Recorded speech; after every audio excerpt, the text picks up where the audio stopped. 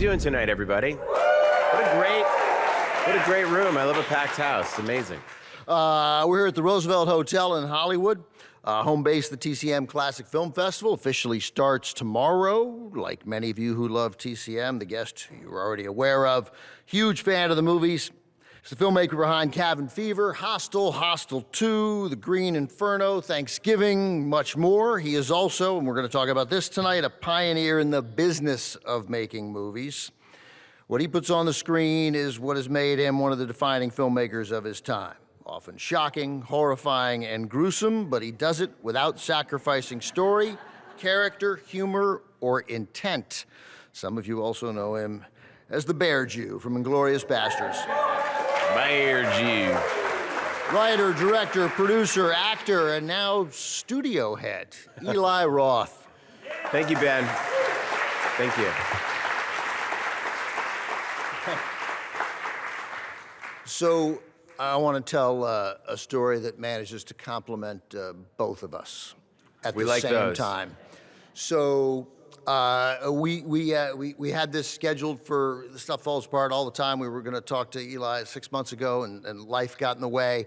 And back then, like the last thing that I did in preparation after watching 5 or 6 Eli Roth movies was, let me just remind myself about how he was introduced in Inglorious Basterds, a movie that I love, but I didn't really have time to watch again in full. It is, I've seen it 3 or 4 times. So I just find the scene where we meet him. And my wife walks in, she goes, what are you doing? I thought you were preparing for Eli Roth. I'm like, yeah, I'm watching his scene. And she goes, he's an actor? I'm like, yeah, he's in Inglorious Basterds. And she's like, and I pause the screen, and it's him on screen. And I go, well, who is he? Which one? I go, him. And she goes, that's Eli Roth? I'm like, yeah. And she goes, do you guys hang out at the Handsome Jewish Men Club? Wow. Like she was taken with you. Yeah. I mean, I did it for the tribe. I thought this is my opportunity to, look, the Holy Grail, the Stiller, Sandler, Seinfeld, the Nebuchadnezzar Jewish, they're like the gods for me.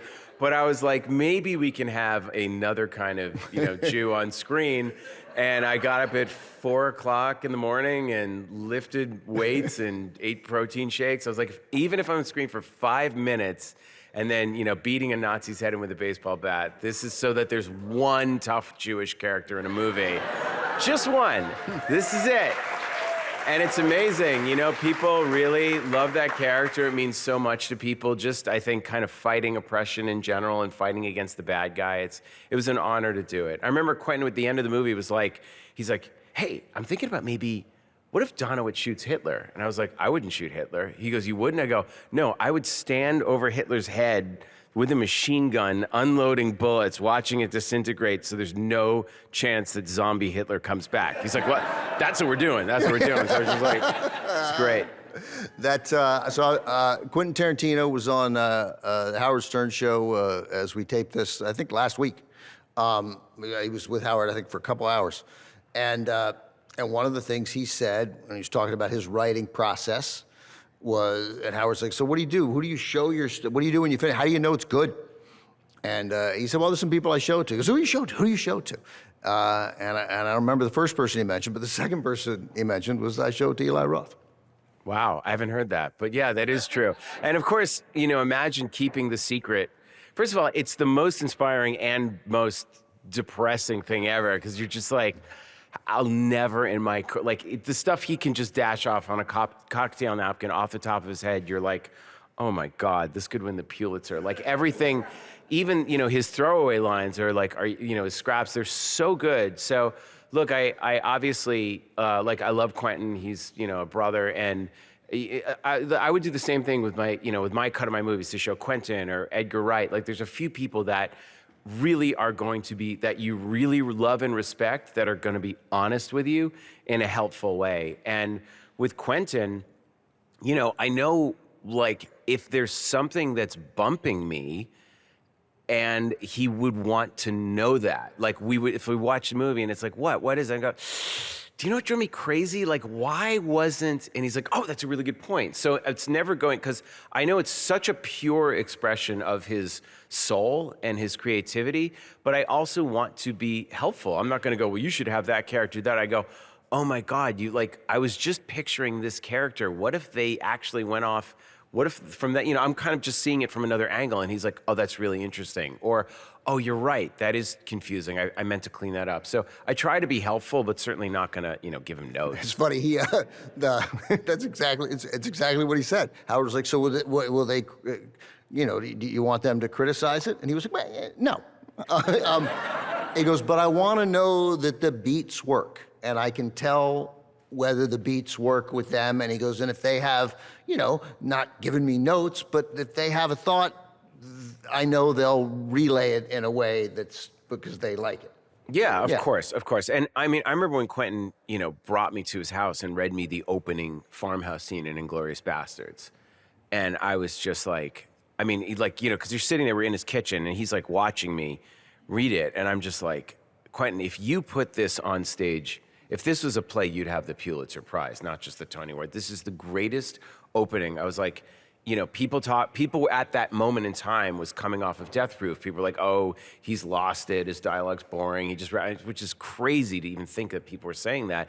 But, what came out of it with that scene with the, would you offer a squirrel and a rat a saucer of milk, and are you hiding the Jews, and all of that stuff, I was like, this is the best. You beat the trailer scene, the watch scene in Pulp Fiction, the trailer scene in True Romance, like the greatest scene you've ever done, you beat it in the opening scene. It's really, I've never read anything like it. And then I got to hear him read the whole Hitler bear juice scene. It's like when Quentin reads it, it's like you're getting this radio theater. He's like, 999. I'm like, Quentin, you have a really good Hitler. He's like, my Hitler's pretty good. All right, that's a good Hitler. I'm like, your Hitler's amazing. But I also have the advantage when I'm reading the script. I really am so tuned into his meter of dialogue. I understand how he wants it. And when I was acting for him, it was a great chance to sort of relearn directing as an actor, but also when I'm on set, whether it's Tarantino or Sam Levinson on The Idol or whatever it is, I just want to I just did a movie with Vanessa Kirby that's going to come out. It was amazing. I got to act in a scene with her. Like,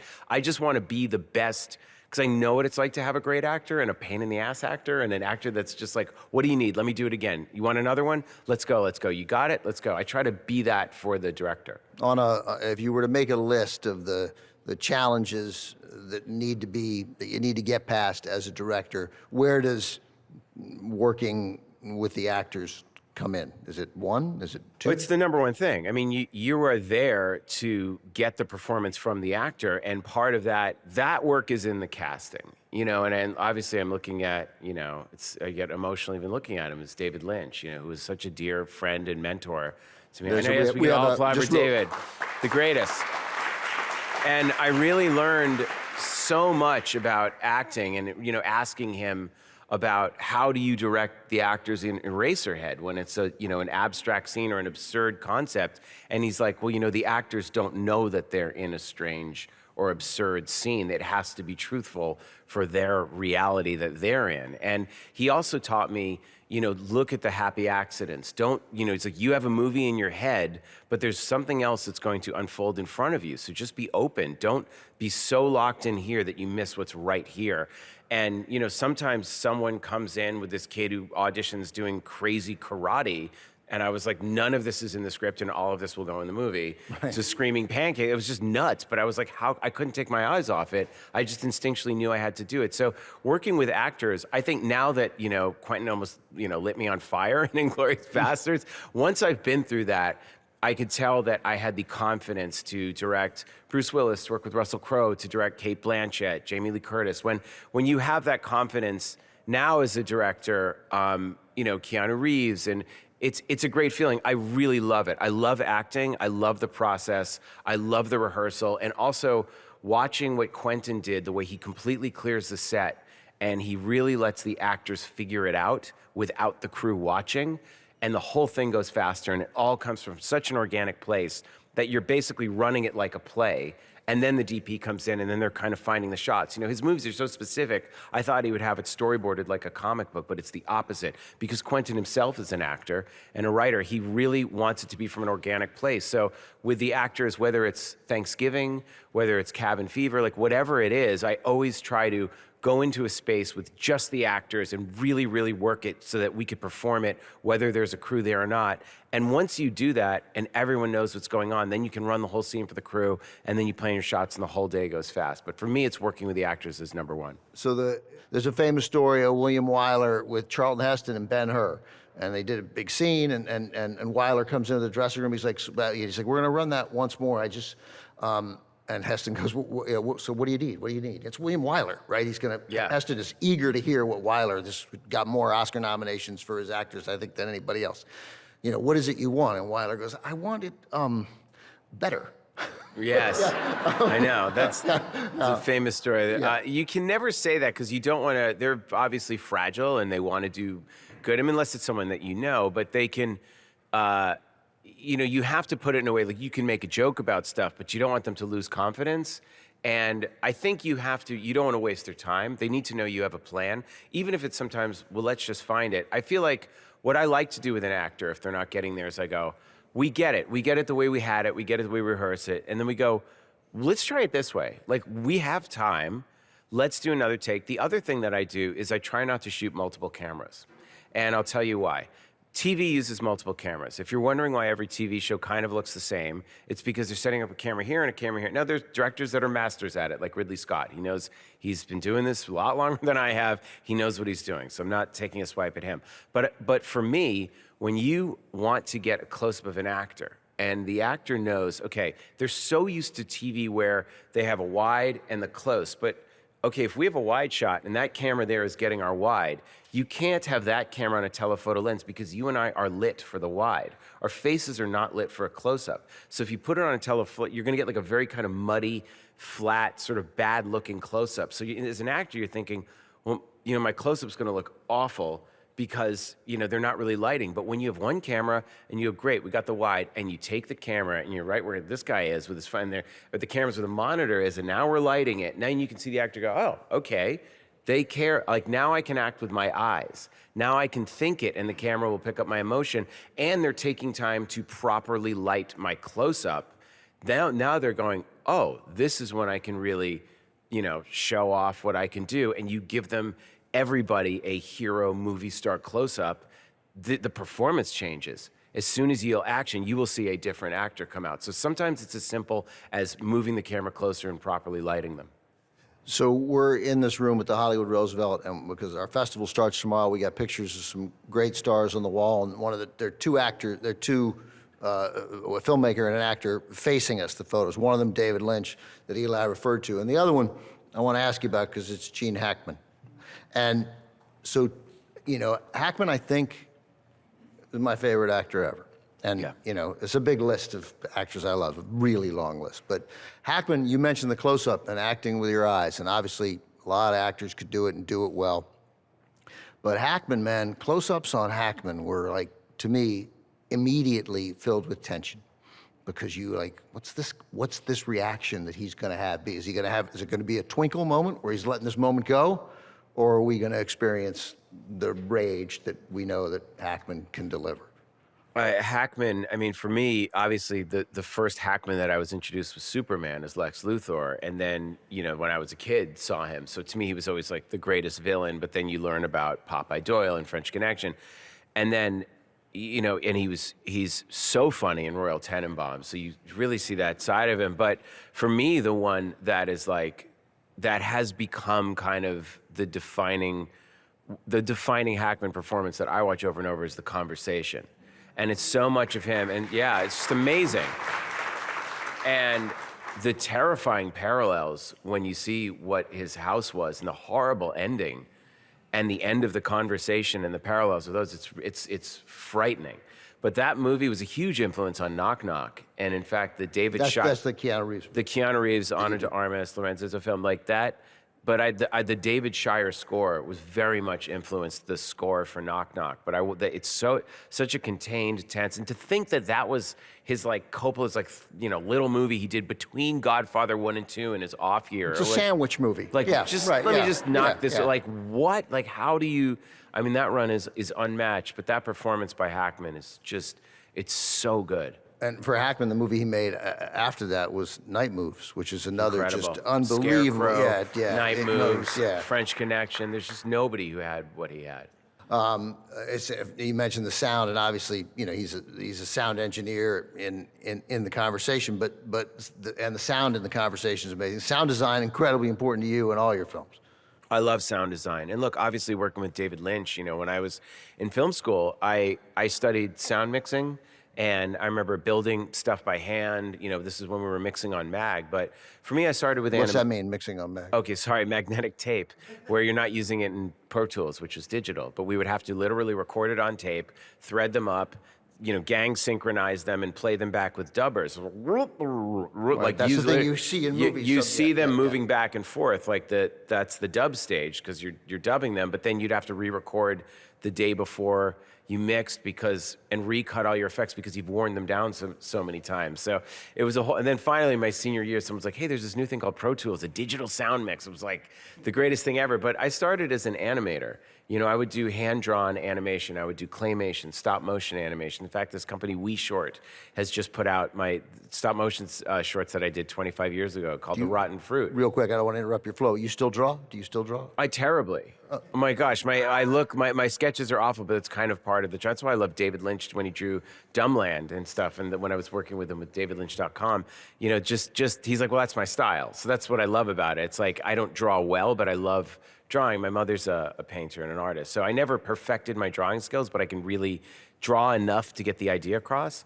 And they still look like the same drawings I did when I was 12. But the animation is fun.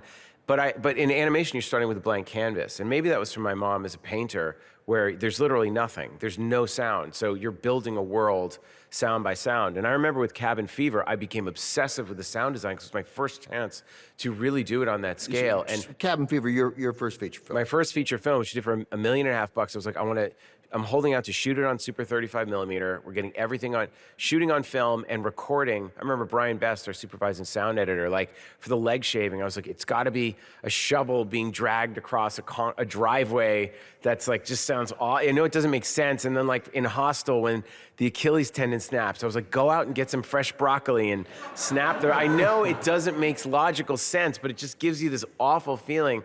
But Eraserhead was the movie I watched where I was like, this whole movie, what Al Splett and David Lynch did with that sound design, it's unmatched. And it's just pure creativity and sounds of Radiator, this industrial nightmare. To me, it was always you could build the world with sound, especially when you don't have the budget.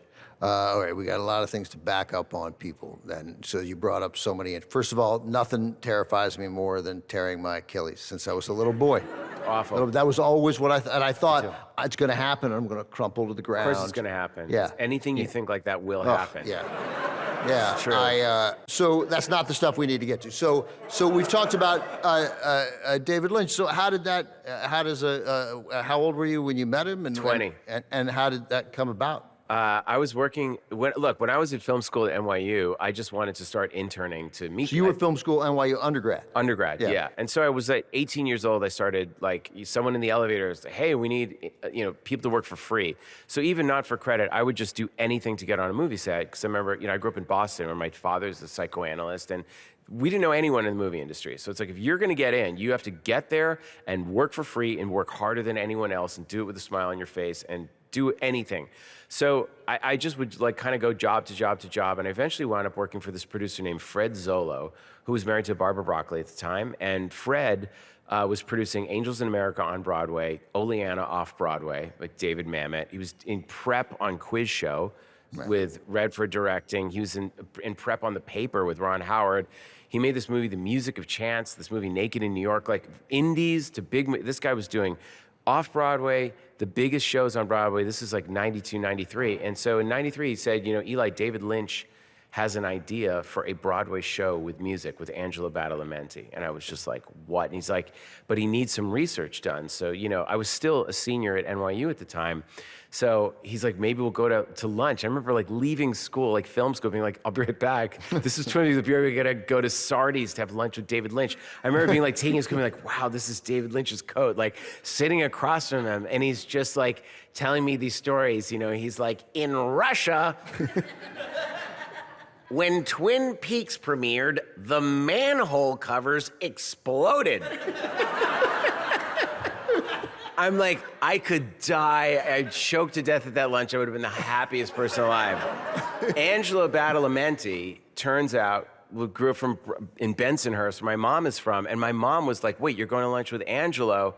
You know, I was in All City Orchestra with him. I remember him. He was like a flautist. I played the violin. Like, he was a year older. So I'm like, Angelo, this is going to sound crazy, but my mom went to Lafayette High School, and you guys were in All City Orchestra. And he goes, son. I was like, I instantly was like, these are the two funniest guys ever. And there was a project that they needed research done for. So, of course, I was like, I'll do it, and I'll put together a research team. But, you know, when you're at NYU in the early 90s saying the name David Lynch, that's like, you know, yelling fire in a crowded theater. So everyone, you know, we couldn't say it. So I was like, David, what if we call you Mr. X? He's like, Mr. X. This is before the X-Files. We're like, the X team. So he would send us faxes to the X team and sign them Mr. X. Like, I posted one on Instagram. It was the best. He loved it. He loved that we were like, you know, we were super David Lynch about it. And I just went crazy and did all this research for him. He wound up never kind of writing the project, but it was on Nikola Tesla. It would have been the coolest thing ever. It was going to be a Tesla project with David. So for years, I was like, well, I became like one of the world authorities on. I read everything on Tesla. I went to the Library of Congress. I got all the Tesla letters. I became like a Tesla nut. And then David just kind of wound up doing other stuff. But then he called me after that Tesla research, and he's like, Eli, we're going on the net, davidlynch.com. Come over. You're so organized. We'll have a cup of joe and a chat. And, you know, come on over. And I sit over there, and it's so weird with this photo. Look at me. And he just goes, rabbits.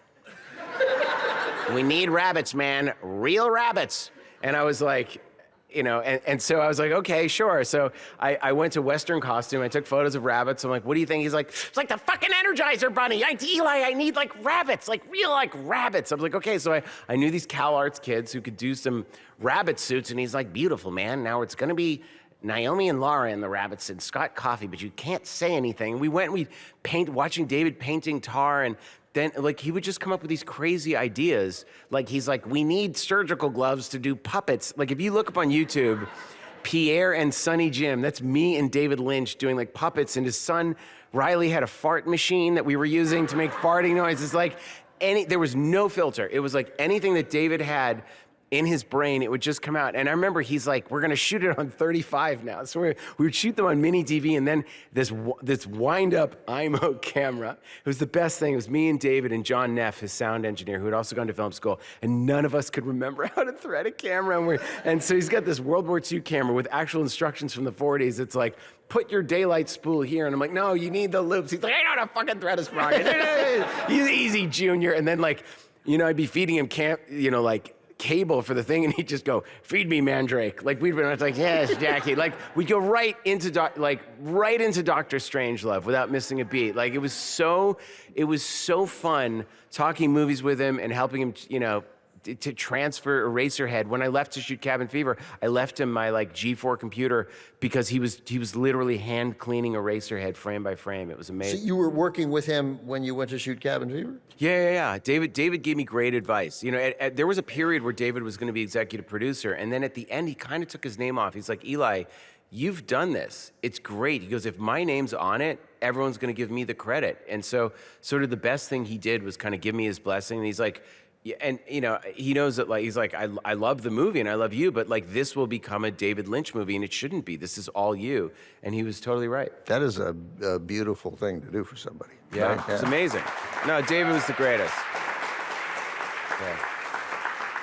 I had never seen Cabin Fever until I started prepping to talk to you. I'm not, you know, I'm not. I don't watch it's horror a weird movies. one. I don't watch horror movies by, it's not my thing. And within, as happened with Hostel, Hostel 2, like within the first 2 minutes, you're like, oh, this guy has intent. There's purpose to everything. This is like whatever you think a horror movie's gonna be, and obviously there'd be plenty of that stuff, but you had a very clear idea. This way you didn't wing anything. Like you may have rolled with when things happen and you gotta change and adapt to circumstances, but you had intent and purpose. Yeah, well, it's having was it Kubrick said making a movie is having a vision and compromising it 100%. Right. Which actually, but you have this clear idea. To me, every frame is an opportunity. It's an opportunity to create an image, to create a sound, to create a mood, and I want the movie to start from that first frame, from the credits, through the tail, the credits to the MPAA, like that to me is like, it was celluloid and I could do something there and I could add stuff and especially with Cabin Fever, when you're making movies without a safety net with Hostel, like you don't know what's gonna happen. This could be the end. Maybe you never get to do this again, but every single scene, if I had an idea, I was like, I'm gonna try this and put it in, and like, I don't wanna waste a frame. I also, for me, when I look at movies, when people go, oh, look at this director's movie, I can tell within the first minute if the movie's gonna be good or not. I can tell from the opening credits. I can tell how pretentious they're being, and also how, look around this room, look at the color of the wall, look at the detail of the photos, look at the lights, look at the ceiling. This is production designed, and you can do this in any room. It doesn't have to be this expensive. So when, I remember Dasha Nekrasova, who has that podcast Red Scare, made a movie called The Scary of 61st. She started on 35 millimeter for $100,000. It turns some insanely low thing in New York City, stealing locations. And I watched it and I was like, okay, the credits are great. And then I saw the interior of the tiny apartment that they shot in, and I was like, God damn, this is good, because they know it's an opportunity to add character, add detail. This movie I'm releasing, Jimmy and Stiggs, August 15th, this director, Joe Begas, spent 4 years shooting it in his apartment. 100 shooting days on 16 millimeter with all practical effects. It's a full-on splatter movie, but there's not a wasted inch of space. Every single inch, everything has a color, has an idea, and those are the directors I respond to. Like Tarantino, when you're making a movie, you're building a world, and as the director, your job that you are taking on, to me, it's an opportunity to make a classic. Speaking of TCM, I want to be in the pantheon. Every kill is, to me, an opportunity to be one of the all-time great kills in a horror movie. That's all I ever cared about. So, our producer Angela Caron, when we were working on a promo for this, and she asked me if it was okay if she said, that if I'm going to admit, I don't go around. I haven't watched a ton of horror movies. I've watched many, but there's not, I don't usually choose to. And she said, and the word she used was, that I'm squeamish.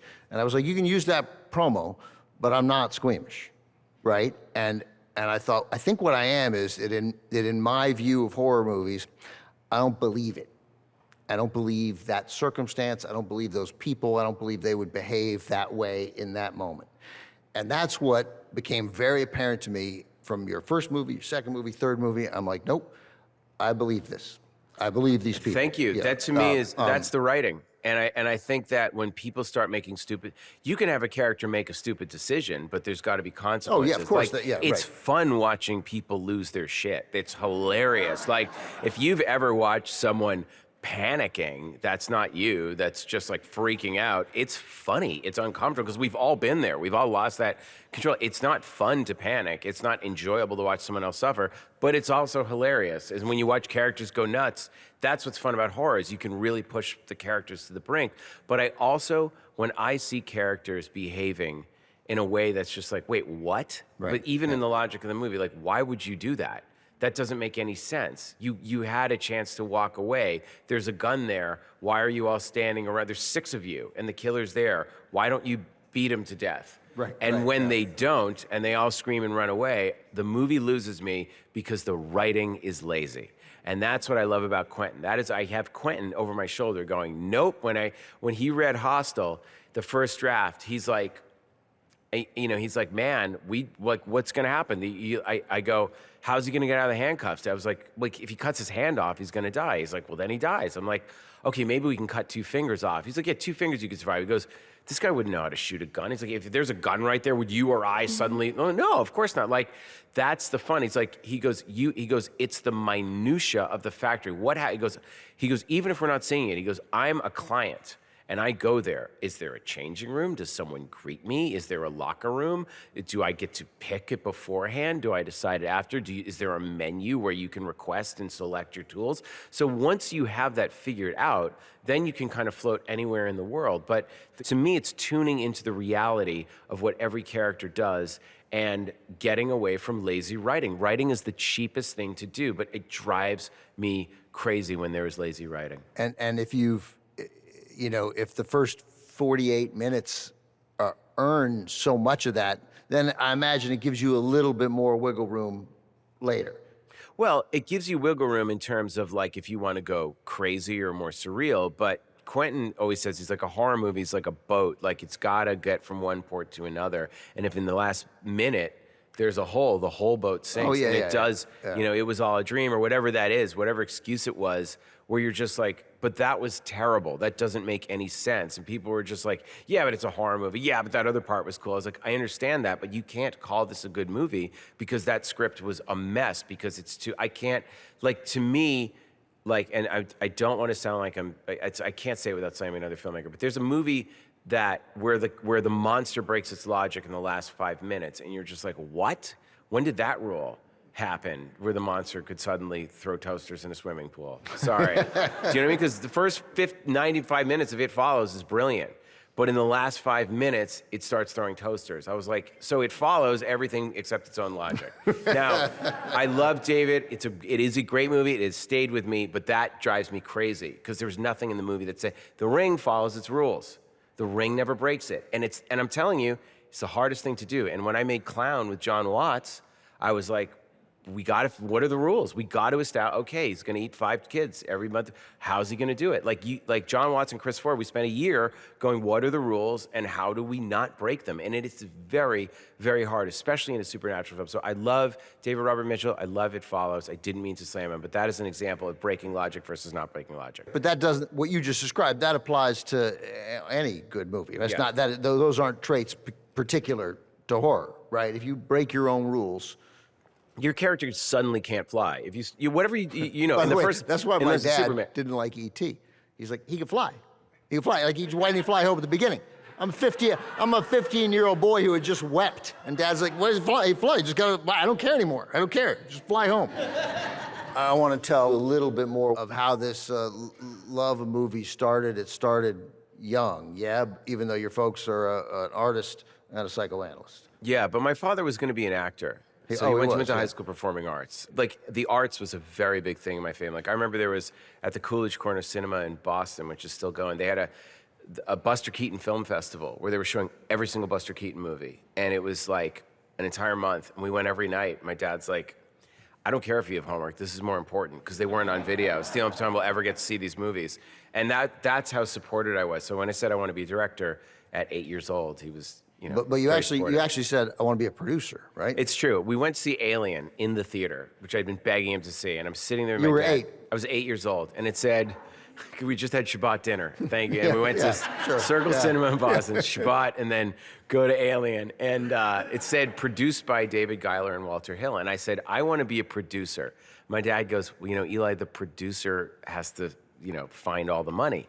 And it said, directed by Ridley Scott. I go, well, what does the director do? He goes, well, the director gets to spend all the money and tell everybody what to do. I was like, I think I want to be a director. And then I remember at my bar mitzvah, the rabbi's like, well, what do you want to do? Like, you have to tell, as if any kid knows. But I did know. I said, I'm going to be a producer-director. He goes, I don't understand. Are you going to be a producer or a director? And I said, both. He goes, what? I go, it's the only way to retain control of your cut. I was 12. The rabbi's like, I don't know what that means. And I was like, Stanley Kubrick said produced and directed, and he had a bar mitzvah too. And I go, okay. So I did it, because Kubrick said that. So that was it. But I knew it. But then also I realized that I wasn't going to get, no one was just going to hand me their screenplays, so I better learn how to write. And then I was like, I better, if I'm going to ask actors to do this. I better learn how to act. It just all kind of came out of necessity. So in writing Cabin Fever, your first feature, you wrote, produced, and directed it, right? All three? Yes. Yeah. So where did you write Cabin Fever? I wrote the story when I was 19, and then I was kind of working on it with Randy Perlstein, who was my roommate at the time, and we were writing it, and then I almost had it there, and then I got a job on Private Parts, the Howard Stern movie. What was your job? My job was Howard would do his radio show at 5 in the morning to 11, and then he would shoot French hours, which is shooting nonstop with the running lunch, from like 11 to 7 or 9 or 10. But he didn't want to have to drive home, so they built a apartment for him at Silver Cup. Because he has to go to sleep and then wake up and then wake up at show. 5 in the morning to do the radio show live. So I basically would show up at Rap and just hang out with Howard until like put him to bed. I was like his nighttime PA, and then I would wake him up in the morning, walk him to his car, see Ronnie the limo driver, and make sure it stayed quiet. Yeah, just make sure it stayed quiet. But we're also in the middle of Brooklyn and Silver Cup. It was us and a security guard in the middle of nowhere. So if anything went wrong, they just needed someone that they knew was responsible. And Howard would talk about me on the radio, which was so fun. And I also was friends with Mary McCormick, who played his wife. And the very first day I showed up on set, and Mary had just done this love scene with Howard, and they were like standing, I'm kind of like standing talking by the elevators, like, I'm like, yeah, I'm just listening. He's like, yeah, Mary was great, blah, blah, blah, and this and da-da-da. And then she's like, okay, Howard, bye. And she gives him a big hug, and then she looks at me and she goes, bye, Eli. And she just grabs my face and like kisses me on the lips as a joke. And I was just like, she's like, bye, bye, Eli. And Howard's never met me. I'm like the PA, and she just gives me this kiss, and we get in the elevator door, and the door's closed, and I thought, okay, I'm either gonna have a great summer or I'm fired immediately. And it just goes, all right, Eli, getting it on with my movie wife. Yeah, that was amazing. I'm like, yeah, Mary's a friend. She did that to fuck with you. That was fun. So that kind of. She's, by the way, really good actress. I mean, she's a really good actress. Amazing. Yeah. So we had a great time. But I worked on the script. And you worked on the script at night because you had to be up. And yeah, I was up all night, just writing. That's the knowledge at that age, right? At 8 and then at 13, to know what you want to do and then going ahead and doing it, especially when it is just about as hard a field to crack into as there is in the world.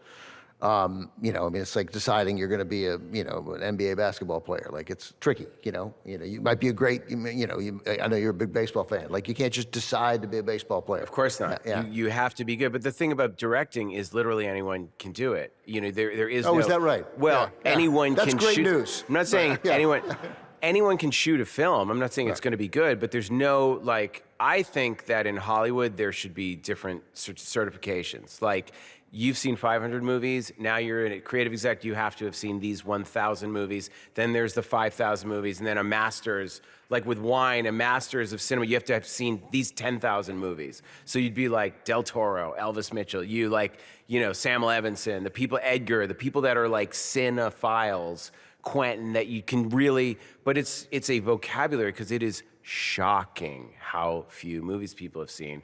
But I will say this, I loved horror, and I was like the weird kid that loved horror. I felt like when I wanted to bring back, I felt like I had to bring back horror, which is something I never thought I would have to do because, in the 90s, horror really died, and people thought it was a dead genre. And when I made Cabin Fever, it was the highest grossing movie, the number 1 and 2 movies at Lionsgate that year of 2003. Cost what, like $1.5 million to make? Cabin Fever was $1.5 million, House of 1,000 Corpses was $7 million. Number 1 was Cabin Fever, number 2 was House of 1,000 Corpses. And then they're like, oh, let's really go in on horror. That's why they released Saw. And then with Hostel, people told me it is mathematically impossible for this movie to make more than $15 million. So $5 million, $4 million, do whatever you want, but it'll never make more than 15. And then opening weekend it did 20, and it did 80 at the box office. And then crazy, that was when DVD was a real thing. So to me, I felt like there was a lane that nobody really wanted to occupy. And then when I got in there, all these, there were other directors like James Wan, like Greg McLean, like Alex Aja, like Neil Marshall, like Rob Zombie, who were all like Darren Bousman, were like, yeah, we love these movies. Let's bring them back. So I got to get to the Super 8, but you said one great thing about it because you go to a lot of horror cons and and it's this great experience because as you mentioned it, you were the weird kid who liked horror, and then there are all these people who were the weird kids who like horror, and then they find their group, they find their people. It's amazing. And I heard you say that, and I thought, well, I'm so glad he's coming here to TCM because it's the exact same thing. There are all these people who are like, well, no, I'm going home today. I'm watching these black and white movies. And like, what are you watching black and white? What are you watching old movies for, right?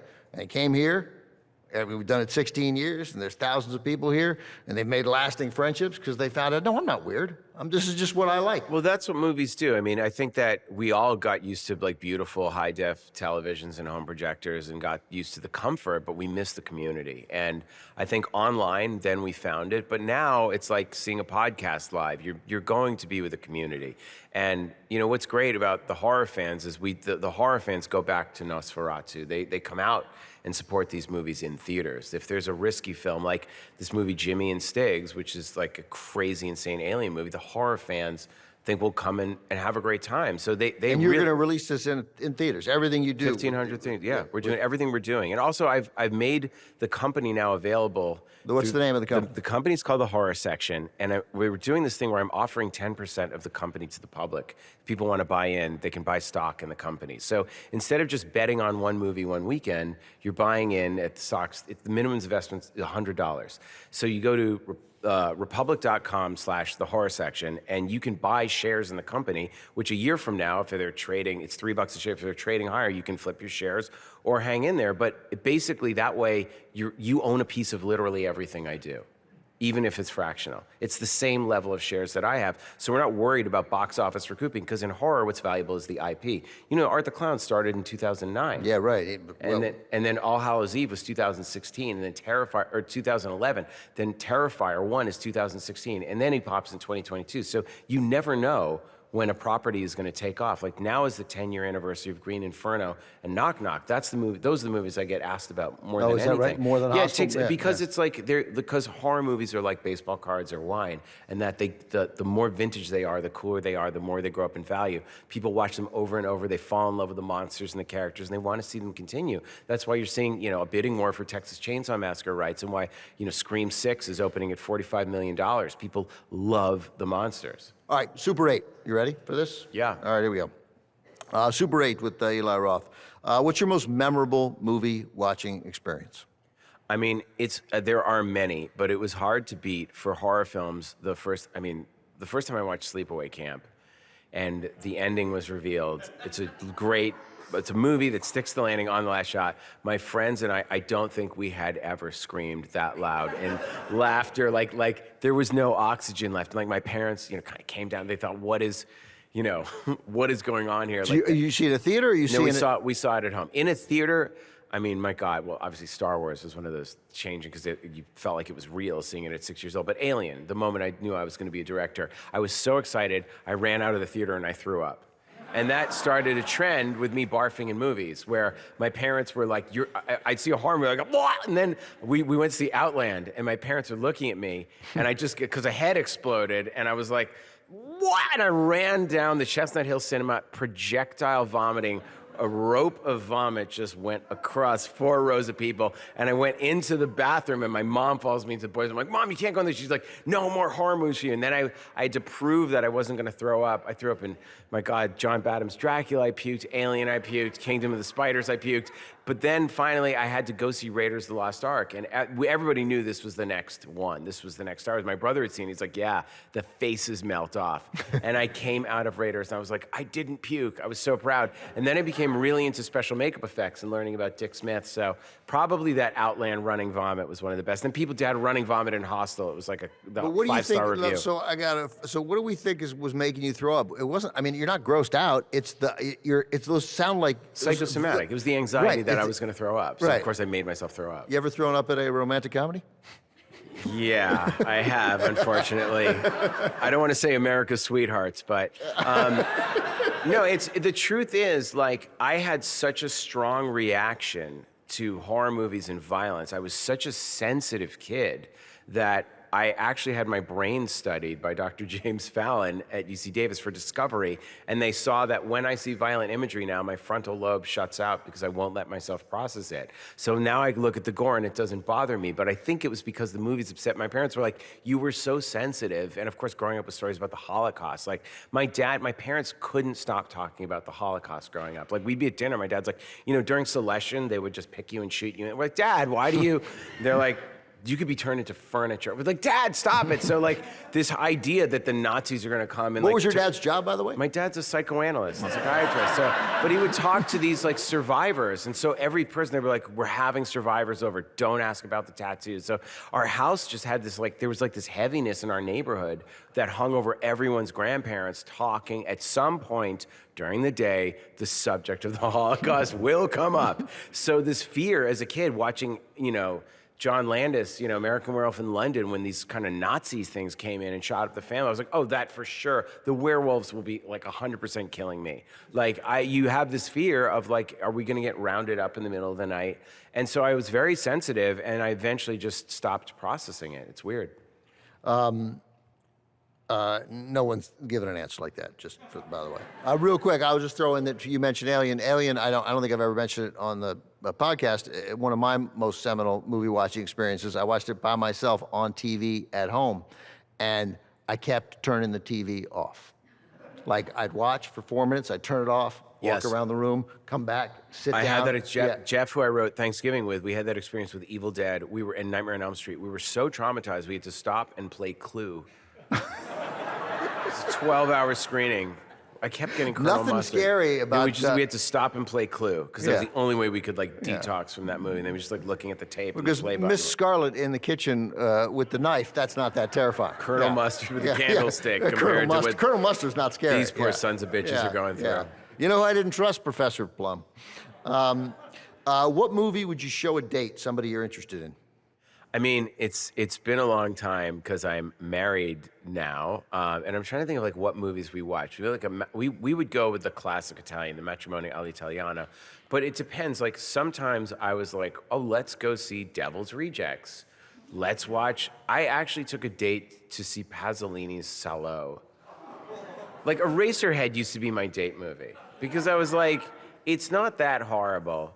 But if they can hang with Eraserhead, we're probably going to get along. And if they're baffled by it, if they're like traumatized by the Lady in the Radiator, I was like, I don't think. Or what if they, or just like, oh, I don't like that guy. Wait, that guy makes me too weird. Or then it's you too know that's slow, not somebody it's too for you. weird, it's too boring. I think it's how you set it up. If they think they're watching, just like a Hollywood normal movie, then you think they're watching Wizard of Oz, and you put on Eraserhead. I guess that would work with what's it called, Willem Dafoe, and with Wild at Heart, which is literally. But if you sort of set it up that we're going to watch a movie that's a little weird, it's strange. Oh, that sounds cool. They can hang if they're yawning. I mean, I once showed a date John Avildsen's Joe, and she was just like awful. She's like, "Why would you show me that?" Why? I was like, "Because it's a great movie. This is like awesome. Why wouldn't you love that? Look at Peter Boyle, so good." So I just was like, there's a defect in me clearly that I was the kid. I'll tell you, this sums up my childhood.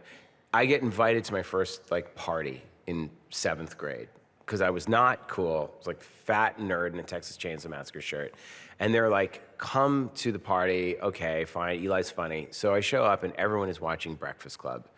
I mean, I am bored. Like I'm sitting there. Yet, because I thought this was appropriate, I had brought a VHS tape with me to the party of another movie.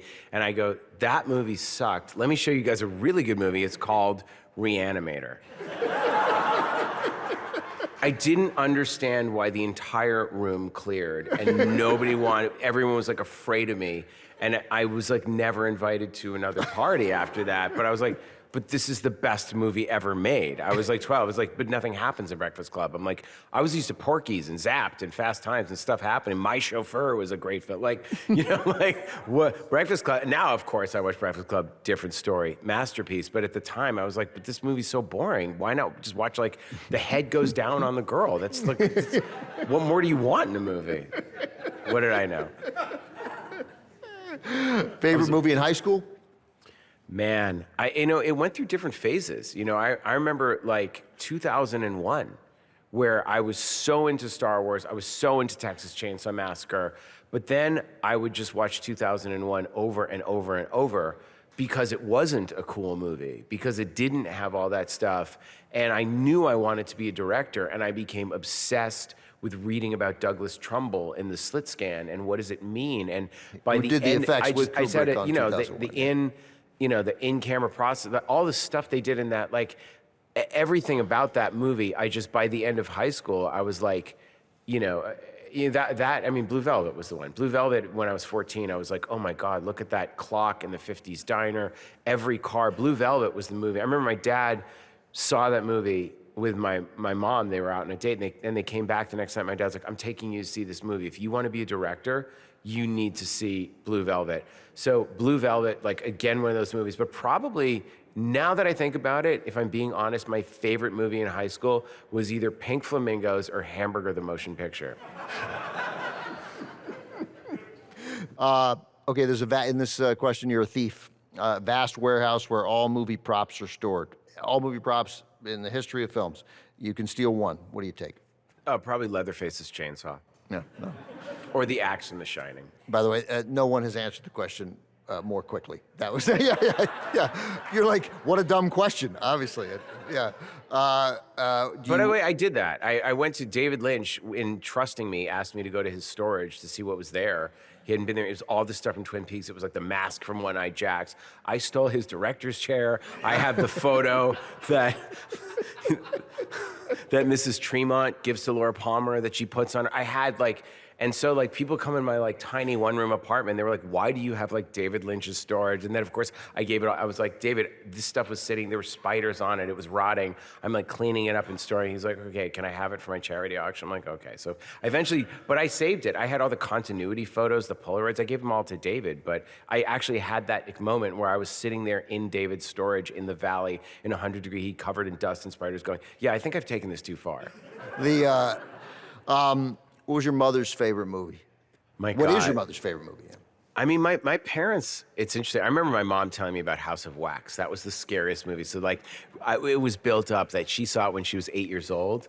And so she built it up like it was going to be the scariest thing I've ever seen. No.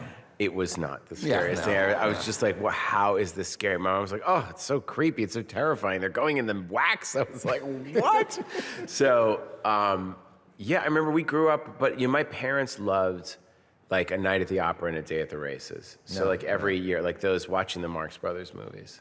Do you still, Marx Brothers mean something to you now still? Oh yeah, the Marx Brothers and the Three Stooges were everything. I mean, we grew up watching every Three Stooges, every Marx Brothers, Harold Lloyd, like that classic comedy cinema was so important. And then Mel Brooks. I mean, if there's anything that my parents quote more than, it's got to be Young Frankenstein. There's nothing that's more, I mean, Ovaltine. Like every night that I went to bed, my mom would do the Ovaltine routine with me. And then there was a scene I had with the great Cloris Leachman in Inglorious Basterds, and I got to do the Ovaltine scene with her. She went right into it. She was great. She was great. She was game. She was always game for stuff. So father's favorite. I mean, my father, I would say, I think probably A Night at the Opera, A Day at the Races, or might be Young Frankenstein too. But those movies, he absolutely adores. I mean, Dr. Hackenbush, he just, the amount of quoting, there ain't no sanity clause. There's so many lines that I forget are actually just like, the Margaret Dumont scenes. There's so many things that are in our, Otis B. Driftwood, that are in the vernacular of our family that come from the Marx Brothers that I forget they're from the Marx Brothers. It's just like assumed, and probably the producers. My God, the producers, Springtime for Hitler, just like that. To be able to make jokes about the Nazis 30 years after it happened was like unthinkable, and Mel Brooks did it. Mel Brooks was like the hero of our house. Springtime for Hitler was going to be the title of the movie. It's the greatest. Yeah. Blazing Saddles, Springtime for Son, and also High Anxiety, because my father's a psychiatrist. So my dad will go to conferences and do the jokes from High Anxiety. Like, he went and he was talking to like 500 psychiatrists. There's a child. My dad starts going, her pee-pee envy and her woo. Like, my dad will just, and the room lost it, because everyone's a psychiatrist, loves that scene. So my dad would loves Hitchcock and loves, Mel Brooks and psychiatry. So High Anxiety was like it. He wouldn't, he wouldn't do the movie without, he sent the screenplay to Hitchcock. He's like, Hitchcock had to say that it was okay, get the joke. Yes, of course. And of course he did. Hitchcock suggested a scene. Really? For High Anxiety. Yeah, it says that this guy is running for his life, right? People are chasing him. He's running through the streets, looking behind him. He runs to the dock, and he sees there's a boat just a few feet. Can he make the jump to the boat for safety to get away from the guys chasing him? And he leaps onto the boat, and he just makes it, right? and the boat's coming in. Yeah. That was Hitch. That's great. Yeah, it's a good scene. Yeah, That's it's a good scene. That was Hitchcock's idea. I didn't get in the movie, though. Is there a movie, do you cry? And is there a movie that makes you cry without fail? Well, it's weird. I have some, obviously, not mental or emotional or block. It's not like I'm, American Psycho, but I don't really cry in real life. I'm not a crier. Not that I don't want to, but I know I'm supposed to. Right, sure. So really weird things. Like I remember watching The Sixth Sense and I just started crying uncontrollably because I was and I was on a date. The last date, she's just like, what? Like it was so good I started crying.